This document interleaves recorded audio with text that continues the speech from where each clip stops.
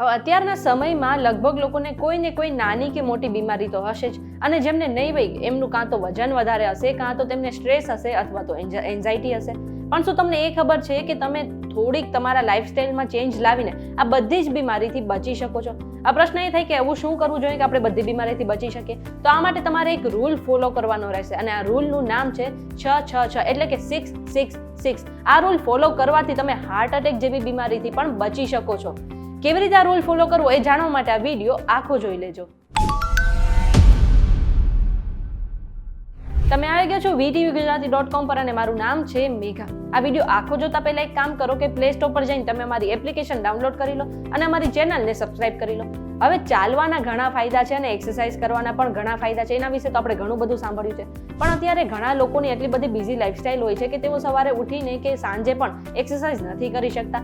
એમના માટે ફિટ રહેવા માટે હું એક વોકિંગ નિયમ એટલે કે વોક રૂલ લઈને આવી છું, અને આ નિયમનું નામ છે 666 રૂલ. આ નિયમ ફોલો કરીને તમે તમારી જાતને ઘણી બીમારીથી બચાવી શકો છો, સાથે જ હાર્ટ એટેક જેવી સમસ્યાથી પણ બચાવી શકો છો. આ પ્રશ્ન એ થાય કે આ નિયમ શું છે? તો આ નિયમ જે છે અત્યારે એક ચાલવાનો નિયમ છે ને સૌથી વધારે ટ્રેન્ડમાં ચાલી રહ્યો છે. જે લોકો આ નિયમને ફોલો કરે છે સવારે અને સાંજે 6 વાગે 60 મિનિટ જેટલું વોક કરે છે, એટલે કે આખા દિવસમાં તમારે 60 મિનિટ ચાલવાનું રહે છે, અને આમ કરવાથી તમે ઘણા સ્વસ્થ રહી શકો છો અને લાંબા ગાળે આના ઘણા ફાયદા છે. સાથે જ આ નિયમમાં 6 મિનિટ સવારે વોર્મઅપ અને 6 મિનિટ તમારા શરીરને કૂલ ડાઉન થવાનો પણ સમય આપવામાં આવે છે. અને એક રિસર્ચમાં ચાલવાના ઘણા ફાયદા કહેવામાં આવ્યા છે. આવી જ એક રિસર્ચ છે ધ હાર્ટ ફાઉન્ડેશનની રિસર્ચ. આ રિસર્ચમાં એવું કહેવામાં આવ્યું છે કે જો તમે 30 મિનિટ સુધી ચાલી લેશો આખા દિવસમાં, તો 35% જેટલું હાર્ટ ડિઝીઝનું જોખમ જે છે, એટલે કે હૃદય સંબંધિત જે બીમારી છે તેનું જોખમ ઘટી જશે. આટલું જ નહીં, 40% જેટલું ટાઈપ 2 ડાયાબિટીસનું પણ જોખમ ઘટી જશે.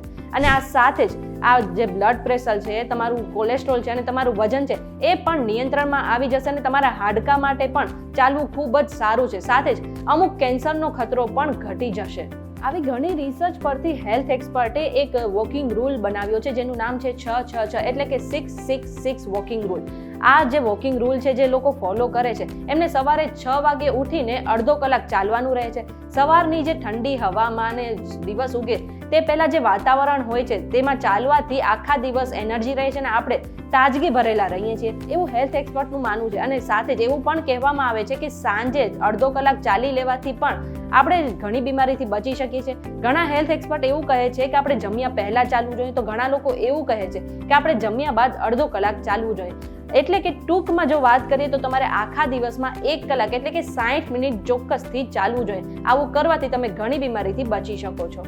આટલું જ નહીં, આ નિયમમાં એમ પણ કહેવામાં આવ્યું છે કે તમે સવારે કે સાંજે જ્યારે પણ ચાલવા જાઓ ત્યારે તમારે ચાલતા પહેલા 6 મિનિટ તમારા શરીરને વોર્મઅપ કરવાનું રહેશે, જેથી કરીને તમારા શરીરમાં બ્લડ ફ્લો વધી જાય અને તમે 30 મિનિટ એક સાથે ચાલી શકો.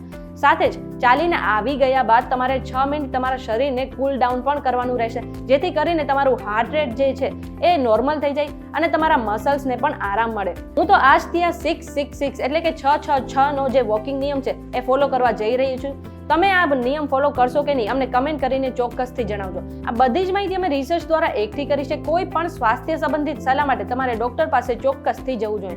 આ વિડીયો તમને કેવો લાગ્યો અમને કમેન્ટ કરીને જરૂરથી જણાવજો. જો આજનો વિડીયો તમને પસંદ આવ્યો હોય તો વિડીયોને લાઇક અને શેર કરી દો. સાથે જ અમારી ચેનલ VTVGujarati.com ને સબસ્ક્રાઇબ કરી લો.